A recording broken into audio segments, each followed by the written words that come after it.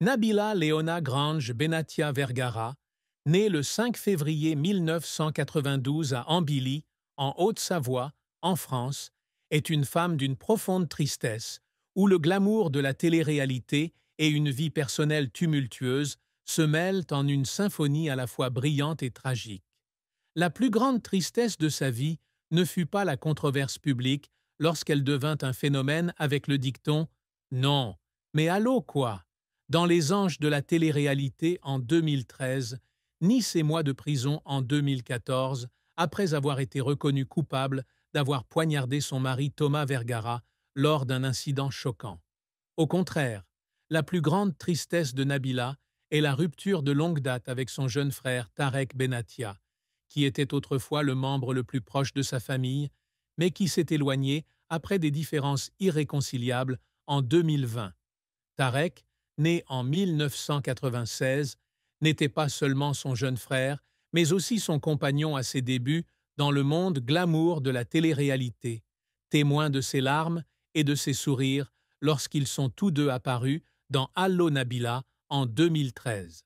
La rupture a commencé à cause d'un différend financier, lorsque Nabila a prêté à Tarek une grosse somme d'argent pour l'aider à démarrer une entreprise à Dubaï, où ils vivaient tous les deux après avoir quitté la France.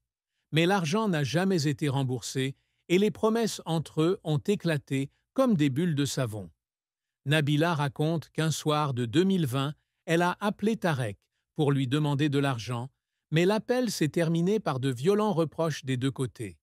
Elle a crié en larmes « Tarek, tu es mon frère. Comment peux-tu me traiter comme ça ?»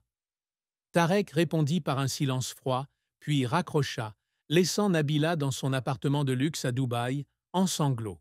Depuis, ils ne se parlent plus, n'apparaissent plus ensemble sur les réseaux sociaux et ne se rencontrent même plus alors qu'ils ne sont qu'à quelques rues l'un de l'autre. Elle a partagé dans une interview de 2023 que la perte de Tarek était plus douloureuse que les jours passés en prison, car la famille est l'endroit où je trouve de la force. Et lorsque j'ai perdu Tarek, j'ai eu l'impression de perdre une partie de mon cœur. Cette tristesse s'est accentuée lorsque Nabila a vu Tarek fonder sa propre famille avec sa femme Camélia et ses deux enfants, Liam et Laïa, sans elle dans leur vie.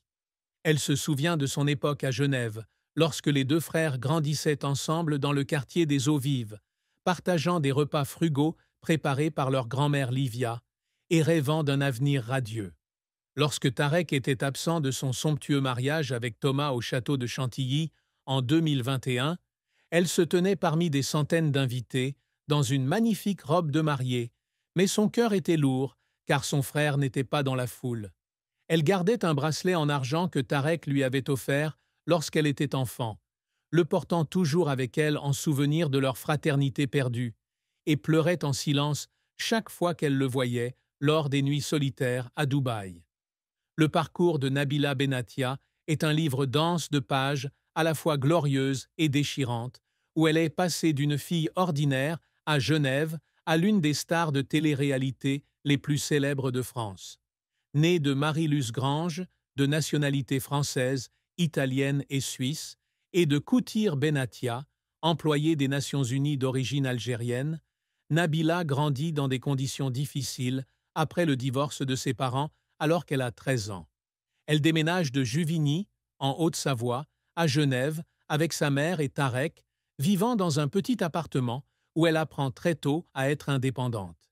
À l'âge de 14 ans, elle est découverte par une agence de mannequins et commence dès lors à rêver d'une vie bien au-delà des ruelles étroites des Eaux Vives.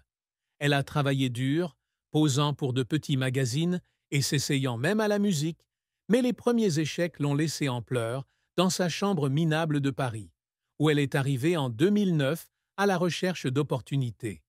Sa première grande révélation survient en 2011 lorsqu'elle participe à L'Amour est aveugle sur TF1, une émission de rencontres humoristiques qui l'a fait connaître du public français. Mais le véritable tournant intervient en 2012, lorsqu'elle rejoint la saison 4 des Anges de la télé-réalité à Hawaï. Avec son apparence charmante et sa personnalité franche, elle a rapidement attiré l'attention, bien qu'elle soit un nouveau visage dans la foule des candidats. En 2013, elle revient pour la saison 5 à Miami et la phrase « Non, mais allô quoi ?» prononcée lors d'une dispute à propos d'un manque de shampoing, l'a transformée en phénomène national. La citation est non seulement devenue virale sur les réseaux sociaux, mais est également apparue dans des publicités pour Carrefour, Ikea et est devenue l'inspiration d'une série de vidéos parodiques. Nabila a profité de cette opportunité, a déposé la citation auprès de l'Institut national de la propriété industrielle et en a fait sa marque personnelle. Fin 2013, elle lance Allo Nabila, sa propre émission de télé-réalité sur Énergie 12, mettant en scène toute la famille, y compris Tarek, et réalisant des audiences stables pendant 4 saisons. Mais sa carrière n'a pas été sans échec cuisant. En 2014, elle a été arrêtée et condamnée à 6 mois de prison, en réalité 6 semaines, après avoir poignardé Thomas Vergara lors d'une dispute dans un hôtel de Boulogne-Billancourt. Ce scandale lui a valu de perdre des contrats avec de nombreuses marques, d'être refoulée par le public et de devoir quitter Touche pas à mon poste, où elle est commentatrice depuis septembre 2014. Elle raconte qu'une nuit en prison, elle s'est recroquevillée sur son lit, en pleurs, car elle pensait que sa carrière était terminée, que tout ce qu'elle avait construit était parti en fumée. Mais Nabila n'est pas tombée. Après sa sortie de prison en 2016, elle écrit une autobiographie, Trop vite, sur sa vie, et retrouve peu à peu son éclat. Elle revient avec Les incroyables aventures de Nabila et Thomas en Australie sur Énergie 12 en 2017, puis anime Love Island France sur Amazon Prime Video en 2020 et Cosmic Love France en 2023, consolidant son statut d'icône de la télé-réalité. Les efforts pour la faire pleurer ne se sont pas arrêtés au scandale. Lorsqu'elle s'installe à Dubaï en 2019 avec Thomas et son fils Milan, elle investit dans la marque de cosmétiques Nabila Beauty, travaillant jour et nuit pour rivaliser sur un marché féroce. Un jour, une grosse cargaison a été endommagée à cause d'une erreur d'expédition, ce qui lui a coûté des millions d'euros. Elle était assise dans son bureau à domicile, regardait les chiffres financiers et pleurait d'impuissance, mais s'est ensuite levée et a trouvé un moyen de résoudre le problème pour maintenir la marque en vie. Sa résilience témoigne de sa volonté, même si son cœur reste lourd de chagrin pour Tarek et de cicatrices du passé. Nabila Benatia n'a jamais cessé de rêver de plus grandes réalisations, même si sa carrière a profondément marqué la culture populaire française. L'une de ses plus grandes aspirations est de faire de Nabila Beauty une marque mondiale, à égalité avec Kylie Cosmetics ou Fenty Beauty. Elle est souvent assise dans son bureau de Dubaï, élaborant des plans d'expansion aux États-Unis et en Asie, rêvant du jour où ses produits apparaîtront sur les étagères de Sephora dans le monde entier. Elle travaille sans relâche, du choix des parfums de rouge à lèvres au test de la qualité des lotions, dans l'espoir de laisser un héritage commercial qui s'étend bien au-delà de sa renommée dans la télé-réalité. Elle aspirait également à être reconnue comme une véritable actrice, et pas seulement comme une star de télé-réalité. Depuis 2018, elle suit des cours de théâtre à Paris, passant des heures à pratiquer sa voix et à étudier des scénarios.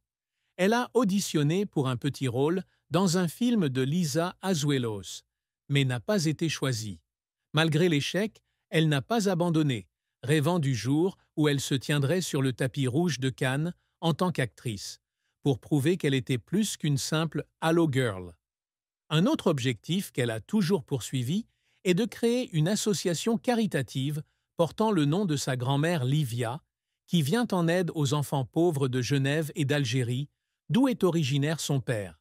Depuis 2022, elle fait des dons aux écoles de Genève, s'assoit avec les enfants, raconte des histoires sur son enfance et espère que l'organisation deviendra un phare pour ceux qui en ont besoin. Elle souhaite également remporter un prix majeur dans le monde de la télévision, comme les trophées du film français, pour affirmer son talent au-delà des préjugés. Elle participe à des événements internationaux, de Paris à Los Angeles, dans l'espoir d'être honorée. Malgré ses nombreux succès, de son emblématique « Bonjour » à l'animation d'émissions sur Amazon Prime, Nabila a encore le sentiment qu'elle a encore un long chemin à parcourir et elle travaille sans relâche pour réaliser ses rêves, même si son chagrin pour Tarek faiblit parfois. L'amour et le mariage de Nabila Benatia sont un voyage émotionnel où le bonheur se mêle à une profonde tristesse. Elle a eu une brève relation avec Sofiane Tadjine Lambert, un autre candidat de la Star Academy, alors qu'ils étaient tous deux dans Les Anges en 2012. Sofiane a écrit la chanson Dingue de toi pour elle, mais la relation a pris fin en 2013 lorsqu'elle a rencontré Thomas Vergara sur le tournage de la saison 5. Thomas, avec son allure juvénile et sa personnalité intense, a rapidement conquis son cœur. Ils ont entamé une histoire d'amour passionnée, mais aussi turbulente, qui a culminé avec une agression au couteau en 2014. Après le scandale, ils se sont brièvement séparés, mais se sont retrouvés et se sont mariés à Londres le 7 mai 2019 à Q19